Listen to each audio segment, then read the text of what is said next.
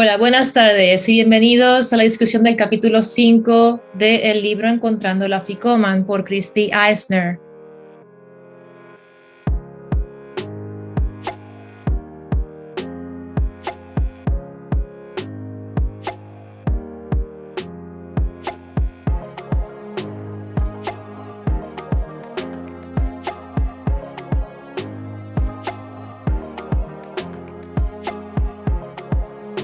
Haré una explicación breve de lo que es un seder en caso de que no hayas participado de uno. Antes de entrar en el tema de las copas de redención, seder significa orden, como una orden de servicio. Tal y como se desenvuelve la orden de las tardes, todos los participantes son parte de una trama que se practica anualmente para recordar lo que Dios ha hecho por ellos. Cuenta la anécdota del éxodo fuera de Egipto en la mesa familiar del seder. La mesa se prepara hermosamente con un mantel de lino blanco, porcelana fina, velas, flores y todos los elementos necesarios para dar los pasos de la historia de la jornada fuera de las cadenas a la libertad. El hebreo se aprende con los sentidos, experimentando cada paso de la liberación de Egipto, no solo contando la anécdota, sino comiendo alimentos especiales como símbolo de su cautiverio y bebiendo 4 copas de vino en el transcurso de la tarde. Se usa el vino porque representa el gozo del Espíritu Santo que aumenta según progresa el seder para poder sentir la libertad al final de la tarde. La escritura para la tarde se llama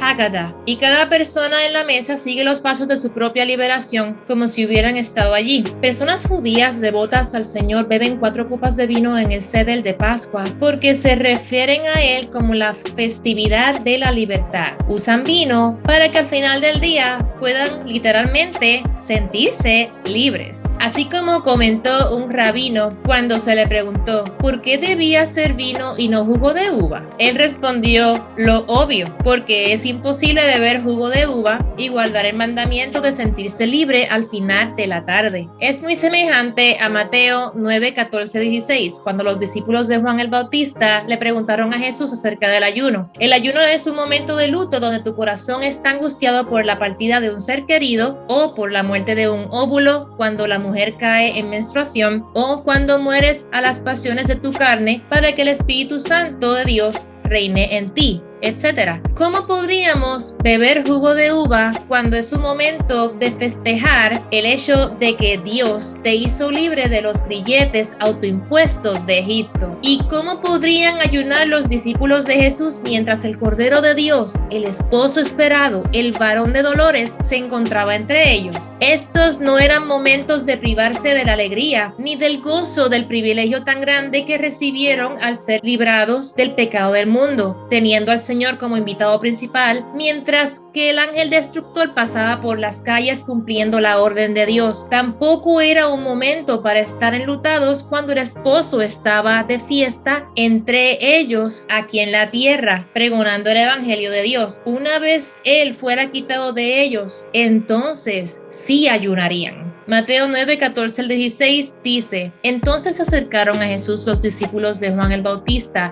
y le preguntaron: ¿por qué nosotros y los fariseos ayunamos tantas veces y en cambio tus discípulos no ayunan? Jesús les respondió: ¿pueden acaso estar tristes los invitados a una boda mientras el esposo está con ellos? Cuando comienzas a experimentar con tus sentidos, tanto como tu mente, tu corazón, entonces tu corazón lo recuerda. Primero de Juan, capítulo 1, versículo 1 dice: lo que existía desde el principio, lo que hemos oído, lo que hemos visto con nuestros propios ojos, lo que hemos contemplado y lo que han tocado nuestras manos, esto escribimos acerca del verbo de vida. Él debe ser experimentado. Este es el punto de encuentro con Jesús en la Pascua. En el Seder tenemos el privilegio de observar estas 4 copas. Son mencionadas de acuerdo a las 4 proclamaciones encontradas en Éxodo 6, 6 al 7. Por tanto, dile a los israelitas: yo soy el Señor y los sacaré de debajo de las cargas de los egipcios, los libraré de su esclavitud y los redimiré con brazo extendido y con grandes juicios. Los tomaré a ustedes por pueblo mío y yo seré su Dios. Sabrán que yo soy el Señor su Dios, que los sacó de debajo de las cargas de los egipcios.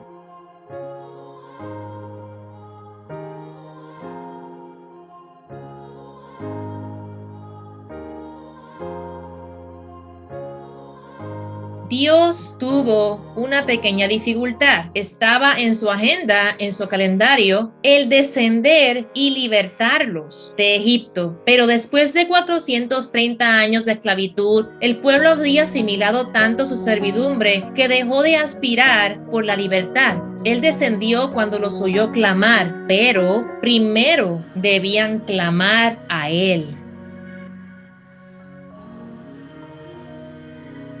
El Señor causa que el pueblo desprecie su servidumbre, causa que pierdan su tolerancia a ser esclavos y crea un clamor cooperativo para que Él les dé libertad. Éxodo capítulo 3, 7 al 11. Y el Señor dijo: ciertamente he visto la aflicción de mi pueblo que está en Egipto y he escuchado su clamor a causa de sus capataces, pues estoy consciente de sus sufrimientos, así que he descendido para librarlos de la mano de los egipcios y para sacarlos de aquella tierra a una tierra buena y espaciosa, a una tierra que emana leche y miel. Y ahora el clamor de los israelitas ha llegado hasta mí, y además he visto la opresión con que los egipcios los oprimen. Ahora pues ven y te enviaré a Faraón para que saques a mi pueblo, a los israelitas de Egipto.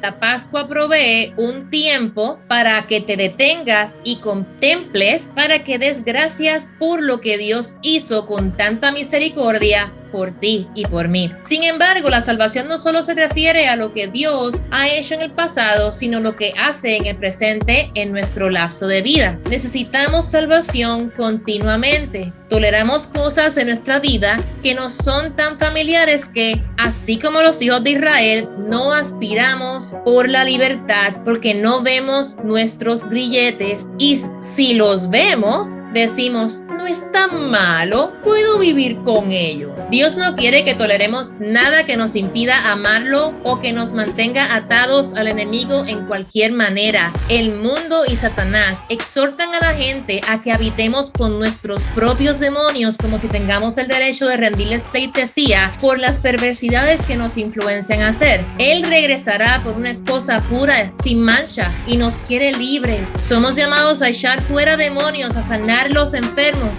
libertar a los cautivos de espíritu, libres de Satanás y todo grillete que nos ate a este mundo perverso. Es una oportunidad anual para sentarse con el Señor, pidiéndole que nos haga despreciar toda atadura en nuestras vidas y que exponga todo lo que estemos tolerando que nos mantiene oprimidos y en grilletes.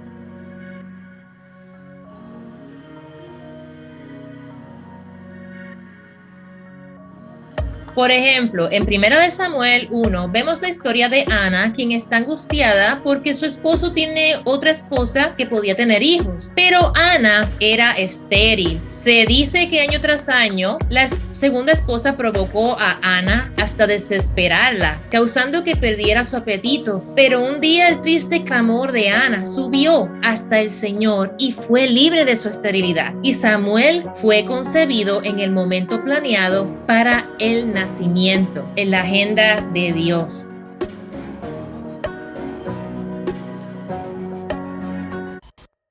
Dios produjo en ella un clamor que conmovió el cielo. Cada año en el ceder de Pascua, la primera copa de redención es una oportunidad para que le pidamos a Dios que revele hábitos, actitudes, ataduras, maldiciones generacionales, enfermedades o cosas que estemos tolerando y que roba vida de nosotros. Es una oración poderosa y cada año podemos tener una expectativa de que Dios responderá cuando Él escuche nuestro clamor. Si conoces de alguien atado al pecado o a la adicción, esta es una oración poderosa para que Dios quite su tolerancia y que de repente la persona desprecie ese mal, que lo vea como enemigo y que clame por libertad también ante el Señor. Comienza con la iniciativa de Dios para sobrenaturalmente atraer a los llamados a ser suyos, creando un clamor por libertad y un anhelo para que Él se muestre a sí mismo en nuestras circunstancias y descienda a nosotros personalmente.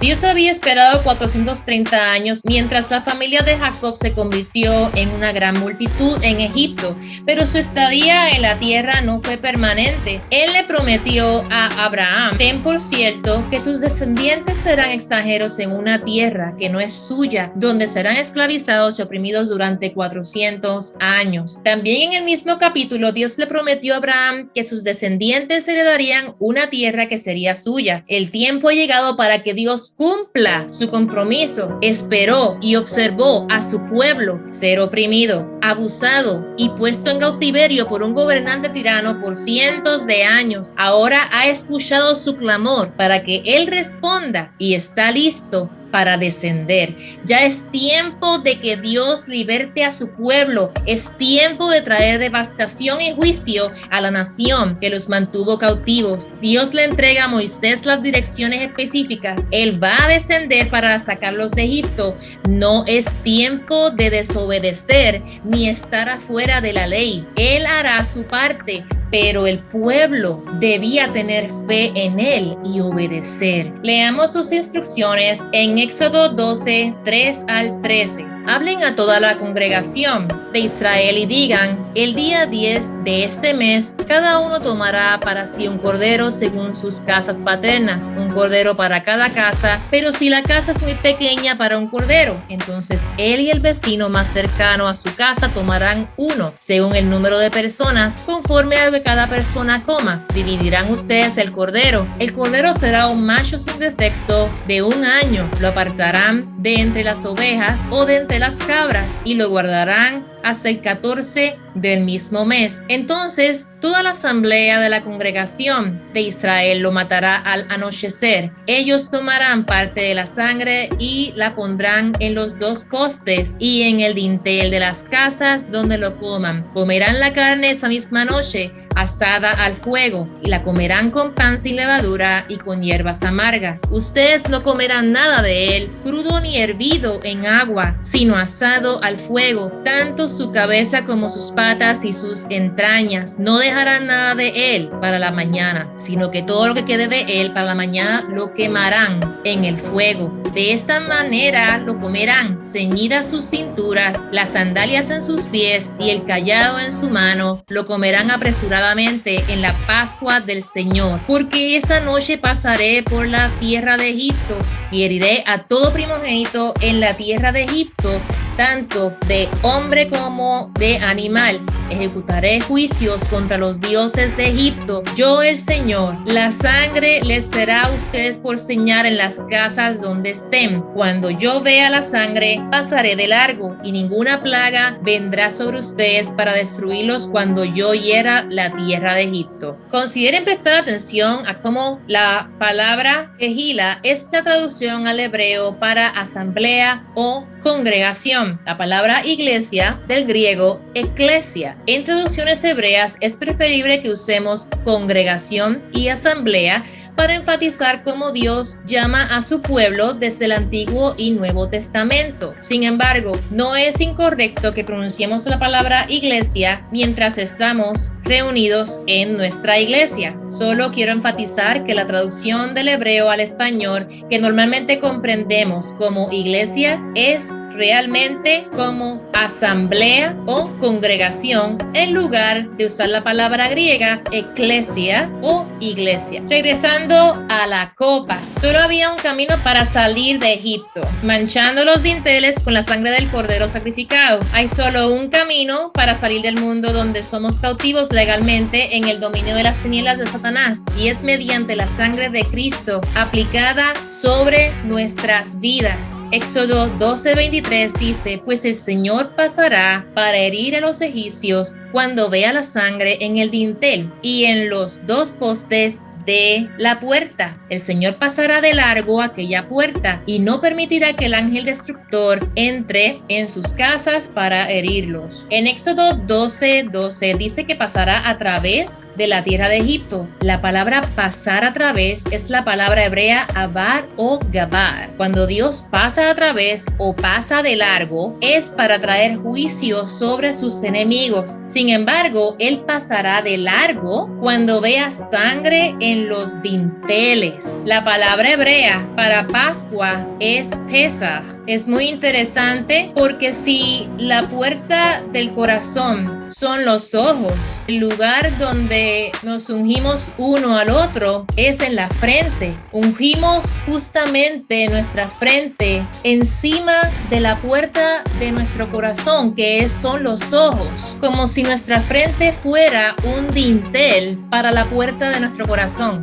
Muy interesante. Hay estudios donde la palabra Pesach lleva la misma imagen de ser escondido bajo alas protectoras en un lugar íntimo con el Señor, como lo dice el Salmo 91, 1 al 6. El que habita al amparo del Altísimo morará a la sombra del Omnipotente. Diré yo al Señor, refugio mío y fortaleza mía, mi Dios en quien confío, porque Él te libra del lazo del cazador y de la pestilencia mortal. Con sus plumas te cubre y bajo sus alas hallas refugio. Escudo y baluarte es su fidelidad. No temerás el terror de la noche, ni la flecha que vuela de día, ni la pestilencia que anda en tinieblas, ni la destrucción que hace estragos en medio del día. Normalmente Dios usa una imagen tierna y muy similar en Éxodo 19, contando la manera en la que sacó a su pueblo. Éxodo 19, 3 al 4 dice: Moisés subió hacia Dios, y el Señor lo llamó desde el monte y le dijo: así dirás a la casa de Jacob y anunciarás a los israelitas: ustedes han visto lo que he hecho a los egipcios y cómo los he tomado sobre alas de águila y los he traído a mí. También en la historia de Ruth y Booz vemos que usan la misma imagen de alas protectoras. Ruth 3, 8 al 9 dice: a medianoche Booz se sorprendió y al voltearse notó que una mujer estaba acostada a sus pies. Booz le preguntó: ¿quién eres? Y ella respondió: soy Ruth, tu sierva. Extienda pues su manto sobre su sierva, por cuanto es pariente cercano. Todo Dios en Egipto fue humillado y destruido cuando las 10 plagas fueron desatadas, incluyendo el mismo faraón. Hubo sangre y pestilencia, enfermedades y muerte. Egipto estaba siendo perturbado y destruido en toda manera. Dios quería que su pueblo fuera un tesoro especial. Cuando Faraón tercamente se rehusó a dejarlos ir, el juicio del celo de Dios fue desatado en contra de la nación. Deuteronomio 26, 8 dice: y el Señor nos sacó de Egipto con mano fuerte y brazo extendido, con gran terror, con señales y milagros. Mientras Dios se revela a sí mismo ante sus enemigos como fuerte guerrero, con un poderoso brazo extendido de juicio, y al mismo tiempo se muestra ante su pueblo, a quien lleva a un monte para volverlo su esposa prometida, lo recuerda no como el pacto que hice con sus padres el día que los tomé de la mano para sacarlos de la tierra de Egipto, porque no permanecieron en mi pacto y yo me descendí a ellos, dice el Señor. Hebreos 8, versículo 9. Escuchamos una vez más la tierna perspectiva de un esposo libertando a su esposa en Jeremías 2:2. Ve y clama a los oídos de Jerusalén diciendo: así dice el Señor, de ti recuerdo el cariño de tu juventud, de tu amor de esposa, de cuando me seguías en el desierto por tierra no sembrada.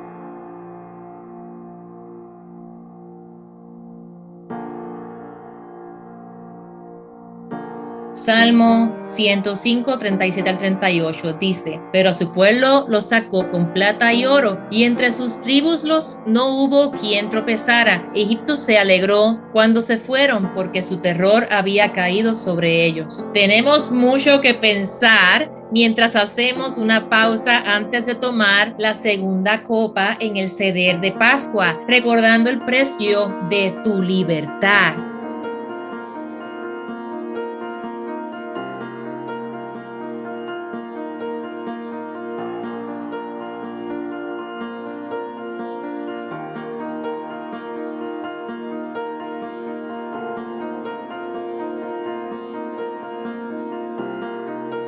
Sentados en nuestra mesa, cenando con hermanos y hermanas, compartiendo esta jornada juntos, sintiendo esa progresión de cómo hemos sido libertados poco a poco de los creyentes de Egipto, juntos cada vez que se bebe una copa, y aún así Cada uno de nosotros tiene una historia única, nuestra propia anécdota profética que revivimos. Personalmente, delante del Señor, se va cumpliendo cada vez más y más. Dios te recuerda en toda la Biblia, después de Éxodo, quién es Él. Y dice una y otra vez, yo soy el Dios de Abraham, de Isaac y Jacob, quien te sacó de la tierra de Egipto con mi brazo poderoso extendido. Él no quiere que te olvides, así que te recuerda y nos recordamos a nosotros mismos los pasos de nuestra redención cada año en las festividades de la Pascua.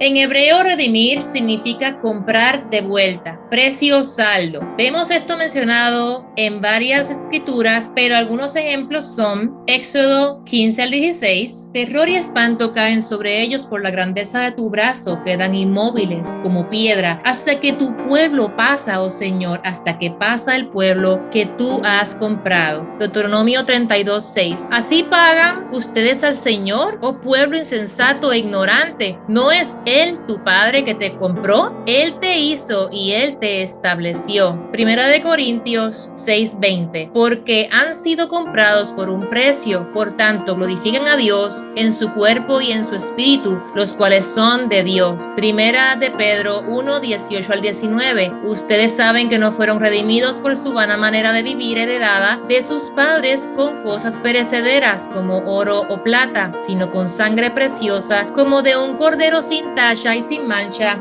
la sangre de Jesús. Dios estaba a punto de enfrentar su segunda dificultad. Los israelitas eran posesión legal del faraón y el Señor obra en todo legalmente. En Génesis 47, todos en Egipto, con excepción de los sacerdotes paganos del faraón, se pusieron de acuerdo para venderse al faraón por pan durante el tiempo de la hambruna. Génesis 47, 23 y 25 dice: Entonces José dijo al pueblo: Hoy los he comprado a ustedes y a sus tierras para faraón. Ahora aquí hay semilla para ustedes. Vayan y siembren la tierra. Y ellos dijeron: Nos has salvado la vida. Hallemos gracia ante los ojos de mi Señor y seremos siervos de faraón.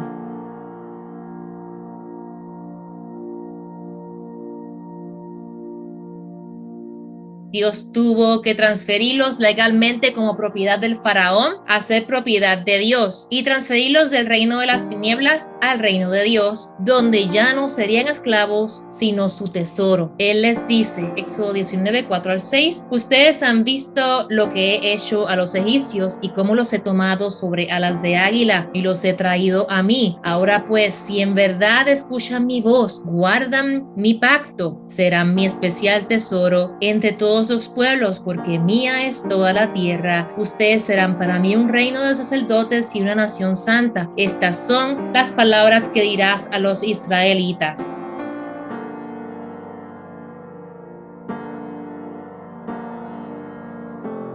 La tercera copa de redención tiene la respuesta. Recuerda, Moisés solo pidió permiso para llevar a los hijos de Israel a una jornada por el desierto para celebrar una fiesta ante el Señor. El crepúsculo se vuelve el tercer día cuando Moisés llegó con ellos a las orillas del Mar Rojo. Lee el capítulo 4 o mira el video número 4 y verás qué ocurrió en el crepúsculo entre las tardes, volviéndose 17 de Abib. Fue aquí cuando los israelitas miraron hacia atrás, paralizados con temor, para ver a Faraón y su ejército aproximándose para tomarles de vuelta. Entonces Dios le ordena a Moisés que levante su cayado y dice, Éxodo 14:13, pero Moisés dijo al pueblo: No teman, estén libres y vean la salvación que el Señor hará hoy por ustedes, porque los egipcios a quienes han visto hoy no los volverán a ver jamás. Luego ocurrió el milagro. Dios seca el mar y los hijos de Israel cruzan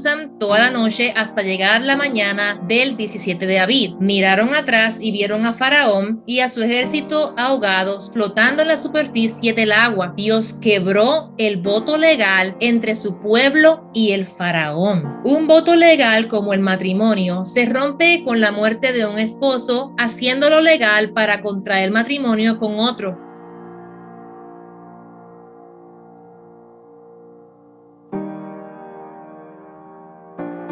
Los hijos de Israel habían salido de Egipto, pero ahora debían limpiar la corrupción para tomar una nueva identidad en el Señor antes de presentarse en el monte Sinaí para encontrarse con Dios. Cuando pasaron por las aguas fue como un tipo de inmersión, sepultando el hombre antiguo para poder nacer como nuevas criaturas al llegar a la otra orilla. Las aguas fueron las que los separaron de su antigua vida de servidumbre. Egipto ya no podía perseguirlos para tratar de llevarlos de vuelta a su antigua identidad como esclavos. Colosenses 2, 12 al 15 dice: habiendo sido sepultados con él en el bautismo, en el cual también han resucitado con él por la fe en la acción del poder de Dios, que lo resucitó de entre los muertos. Y cuando ustedes estaban muertos en sus delitos y en la incircuncisión de su carne, Dios les dio vida juntamente con Cristo, habiéndonos perdonado todos los delitos, habiendo cancelado el documento de deuda que consistía en decretos contra nosotros y que nos era adverso, y lo ha quitado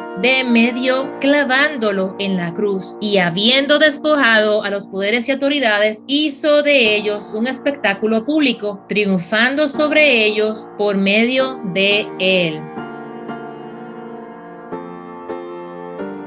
Primero de Pedro 3, 18, 22. Porque también Cristo murió por los pecados una sola vez, el justo por los injustos, para llevarlos a Dios, muerto en la carne, pero vivificado en el Espíritu. En el Espíritu también fue y predicó a los espíritus encarcelados, quienes en otro tiempo fueron desobedientes cuando la paciencia de Dios esperaba en los días de Noé durante la construcción del arca, en la cual unos pocos, es decir, 8 personas, fueron salvadas por medio del agua, y correspondiendo a esto, el bautismo ahora los salva a ustedes, no quitando la suciedad de la carne, sino como una petición a Dios de una buena conciencia, mediante la resurrección de Jesucristo, quien está a la diestra de Dios, y habiendo subido al cielo después de que le habían sido sometidos ángeles, autoridades y potestades. Marcos 16, 16 dice: el que crea y sea bautizado será salvo, pero el que no crea será condenado. Sabemos que es la sangre de Jesús aplicada en nuestras vidas lo que salva del infierno. Sin embargo, hay principados, poderes, potestades demoníacas con las que participamos y nos ponemos en acuerdo antes de ser salvos. Esto es lo que Dios corta de nosotros cuando entramos en las aguas del bautismo, de la inmersión. Romanos 6:4 dice: por tanto, hemos sido sepultados con él por medio del bautismo para muerte, a fin de que como Cristo resucitó de entre los muertos por la gloria del Padre, así también nosotros andemos en novedad de vida. El enemigo conoce el poder del bautismo más que tú y yo. En la inmersión nos sujetamos al agua para romper con lo que estábamos en acuerdo con el mundo y emerger del agua confiando que nos hemos identificado con la muerte, la sepultura y el poder de resurrección de Jesús, y creemos por fe que esas fortalezas demoníacas están desarmadas y flotando en las aguas de las profundidades. En este punto del ceder es importante detenerse y reflexionar en tu propio bautismo, recordando las fortalezas y potestades del mundo que fueron cortadas y arrancadas de tu vida en aquel día. Si ya has sido bautizado, pero no entendiste las dinámicas espirituales que estaban tomando lugar, entonces este es un buen momento para apropiarte de lo que realmente tomó lugar cuando fuiste sepultado bajo el agua. Si has sido bautizado, aún esperamos que después de leer esto y ver este video, comprendas cuán vital es para tu salvación y tu libertad en Jesús. No te pierdas el próximo video discutiendo el tema de la cuarta copa de redención por el mismo canal y la misma hora. Pondré los enlaces en la descripción para más información. Nos veremos pronto y que el Señor te bendiga hoy, mañana y siempre.